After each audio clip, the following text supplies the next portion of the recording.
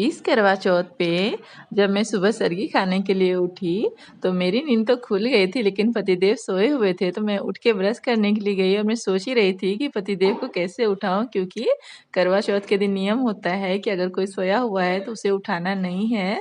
तो मैं सोच ही रही थी, लेकिन तब तक पीछे से पतिदेव भी उठ के आ गए और उन्होंने भी ब्रश किया, नहाया। और उसके बाद हम दोनों ने सुबह में संकल्प लिया करवा माता के सामने। और उसके बाद फिर शाम में हम लोग मंदिर पहुँचे। मंदिर में कथा सुना जाता है। एक्चुअली बोला जाता है कि करवा चौथ का जो कथा है वो खुद से नहीं पढ़ना चाहिए, किसी के द्वारा पढ़वाना चाहिए। तो हमारे यहाँ नियम है कि पंडित जी कथा सुनाते हैं और हमसे बैठ के थाली फेरते हैं। 7 बार थाली फेरनी होती है। तो मंदिर में बहुत ज़्यादा रौनक थी। बहुत सारे सुहागिनें आई हुई थी करवा चौथ के व्रत के लिए। तो अभी जो हमसे पहले आई हुई थी उनको पंडित जी कथा सुना रहे थे, तो हम लोग तब तक वेट कर रहे थे। और तब तक जो हमने थाली में जो रखा हुआ था जल लोटे में और करवे में, उसको हमने बाहर निकाला और तब तक हमने जोत जलाया। और जोत जला के हम लोग इंतज़ार कर रहे थे कि कब हमारी बारी आएगी और फिर कब हम लोग कथा सुनेंगे। तो बस पंडित जी उन्हें उन लोगों को कथा सुना दी थी, तो अब हम लोगों की बारी थी।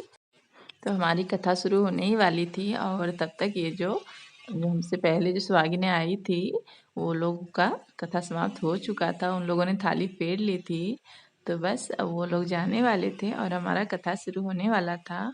तो पंडित जी ने हमें कथा सुनाना शुरू किया और उसके बाद हम लोगों ने थाली फेरनी शुरू की। 7 बार थाली फेरनी होती है और इसमें बोला जाता है कि जो सूते को उठाना नहीं, सुई से धागा पाना नहीं और उठे न बनाना नहीं, ऐसे बोलना होता है इसमें। मतलब कि करवा चौथ वाले दिन सुई में धागा नहीं डालना होता। अगर कोई सोया हुआ होता है तो उसे जगाना नहीं है, और अगर कोई रोता है तो उसे मनाना नहीं है। हमारे इधर ना थाली में ना जो मीठी मठरी होती है वो रखी जाती है और फेनी जो होती है फेनी रखी जाती है, और साथ में जो थोड़े फल होते हैं। और अपनी सासू माँ के लिए उनकी कोई पसंदीदा चीज़ रखनी होती है थाली में, और करवा चौथ के बाद उनको उपहार स्वरूप दिया जाता है। तो इस तरह से हम सब सुहागिनों ने इस तरह से थाली फेरी 7 बार।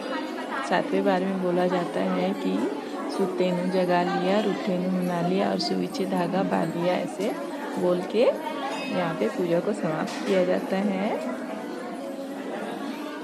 और पूजा समाप्त होने के बाद सभी महिलाओं ने माता रानी का आशीर्वाद लिया।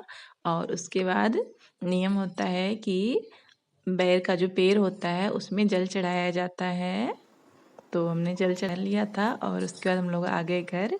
और उसके बाद रात में चाँद का इंतज़ार करते करते तो हमारी हालत ख़राब हो गई थी इस बार, क्योंकि चाँद इस बार बहुत ही लेट निकला था। 9 बज गए थे इंतज़ार करते करते। तो सबसे पहले तो मैंने पतिदेव को टीका लगाया और उसके बाद उन्होंने मुझे टीका लगाया क्योंकि उन्होंने भी मेरे लिए व्रत रखा था। और इसके बाद मैंने उनको मौली बांधी। मौली बांधना इस दिन बहुत ही शुभ माना जाता है। कुछ लोग ना मंदिर जब जाते हैं उस टाइम ही मौली बनवा लेते हैं पंडित जी से, या फिर अगर आप उस टाइम नहीं बनवाते तो फिर आप रात को चाँद देखने समय भी मौली बांध सकते हैं। तो मैंने उनको मौली बांध दी थी और उसके बाद उन्होंने भी मुझे मौली बांधी। मैं तो घर में ही थी सारे दिन, तो मुझे उतना फील नहीं हो रहा था व्रत का। लेकिन पतिदेव तो काम से बाहर गए थे और जब वो लौटे तो उनके सिर में हल्का सा दर्द भी था, लेकिन फिर भी उन्होंने व्रत को कंटिन्यू रखा। और फिर रात में हम दोनों ने पूजा की। सबसे पहले हम दोनों ने चाँद को अर्घ दिया और उसके बाद हम दोनों ने एक दूसरे को टीका लगाया, मौली बांधी।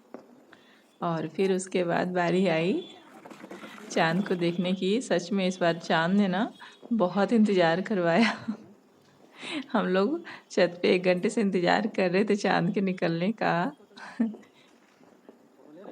लेकिन चाँद तो बहुत लेट निकला इस बार, 9 बज गए थे चाँद को निकलने में। तो सबसे पहले हमने चाँद को देखा चन्नी से।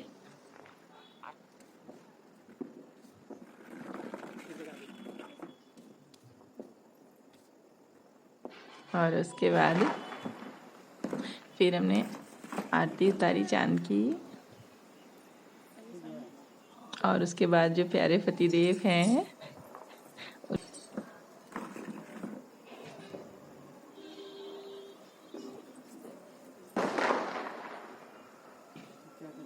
और फिर मैंने उनको प्रणाम किया और उनसे खूब सारा आशीर्वाद लिया।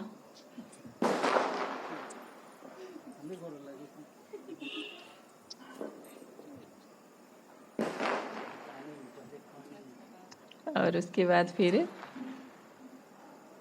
जो जल रखा हुआ था वो जल मैंने उठाया।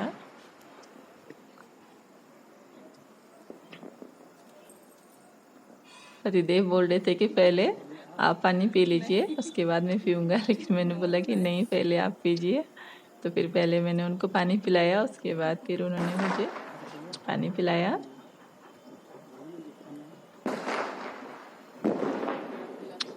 बहुत ज़्यादा प्यास लगी थी, मुझसे तो कंट्रोल ही नहीं हो रहा था। तो मैंने उनको बोला कि थोड़ा और पानी पिलाइए, नहीं तो मैं चक्कर खा के यहीं गिर जाऊँगी।